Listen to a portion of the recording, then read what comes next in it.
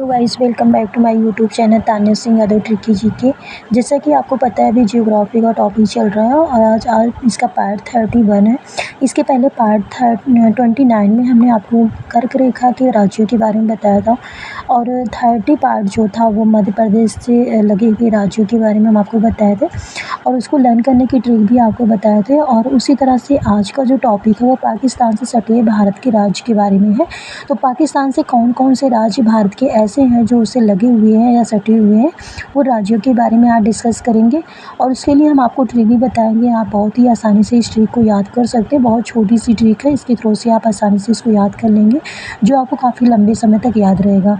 तो इसकी ट्रिक हम सबसे पहले देखते हैं। ट्रिक है आपकी पंगुराज। ये छोटी सी ट्रिक है, आप इसको आसानी से याद कर सकते हैं। सेकंडों में याद करके आप इसको एग्ज़ाम में अच्छे से करके आ सकते हैं। तो सबसे पहले आप ट्रिक को याद कर लें और उसके थ्रू से याद कैसे करना है। तो यहाँ पे पंगुराज लिखा है तो पंग से हो जाएगा पंजाब, गु से हो जाएगा गुजरात, रा से हो जाएगा राजस्थान और जा से हो जाएगा जम्मू कश्मीर।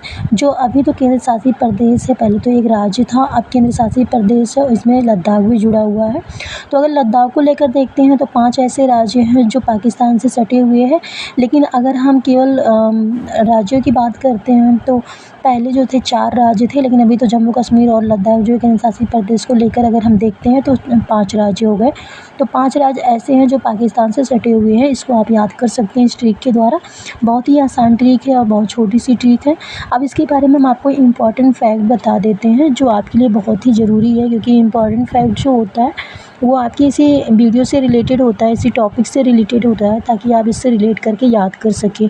क्योंकि ये ट्रिक से तो आप याद कर लिए होंगे, लेकिन ज़रूरी नहीं कि यही क्वेश्चंस आपका सेम एग्जाम में आ जाए। थोड़ा बहुत अगर इसके बारे में आप जानते रहेंगे तो अगर इससे जुड़ा हुआ कोई भी क्वेश्चन आपके एग्जाम में आएगा तो आप आसानी से उसका उत्तर दे सकते हैं। तो सबसे यहाँ पे देखिए क्या लिखा हुआ है, भारत पाकिस्तान की जो सीमा है उसका नाम क्या है। ये एग्जाम में काफ़ी बार पूछा गया है कि भारत और पाकिस्तान की सीमा का नाम क्या है। तो भारत और पाकिस्तान की जो सीमा है उसका नाम रेड क्लिफ है। रेड क्लिफ रेखा जो है ये भारत और पाकिस्तान के बीच खींची गई है और इसको ये रेड क्लिफ लाइन भी बोलते हैं। तो आप इसको याद कर लीजिएगा। और ये रेखा जो है कब खींची गई थी, तो 1947 में भारतीय विभाजन के समय खींची गई थी। आप इसको भी याद कर लीजिएगा। कभी कभी एग्जाम में पूछ लेता है भारत और पाकिस्तान के बीच खींची गई रेखा रेड क्लिफ की लंबाई कितनी होती है, कितनी है। तो ऑप्शन में आपको दे देगा, 4 ऑप्शन दे देगा।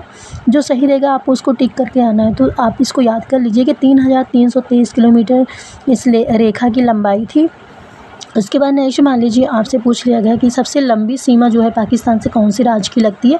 तो सबसे लंबी सीमा आपको बता दें राजस्थान की लगती है। राजस्थान राज्य की सबसे लंबी सीमा किससे लगती है, पाकिस्तान से लगती है। और इसकी लंबाई कितनी है, तो 1170 किलोमीटर के लगभग इसकी लंबाई है। फिर मान लीजिए आपके एग्जाम में पूछ लिया गया कि ये सबसे छोटी सीमा किस राज्य से लगती है। पाकिस्तान की सबसे छोटी सीमा किस राज्य से लगती है, तो पाकिस्तान से गुजरात राज्य की सबसे छोटी सीमा लगती है।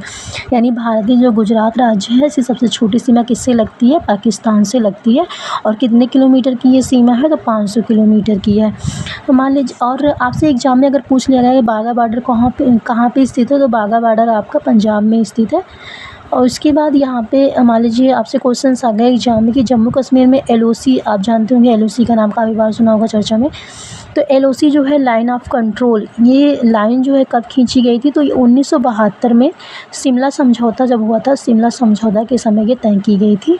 जम्मू और कश्मीर के बीच में ये लाइन खींचने के, जम्मू कश्मीर और भारत के बीच में ये लाइन जो थी। तो आप इसको पाकिस्तान और जम्मू कश्मीर के बीच में थी।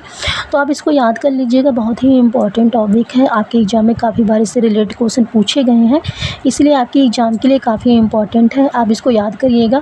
और अगर आपको किसी भी टॉपिक के लिए वीडियो चाहिए आप कमेंट बॉक्स में उसको लिख सकते हैं, मैं उसको ज़रूर लेकर आऊँगी। और अगर वीडियो अच्छी लगे तो लाइक करें, शेयर करें, कमेंट करें और चैनल को सब्सक्राइब करें। Thank you.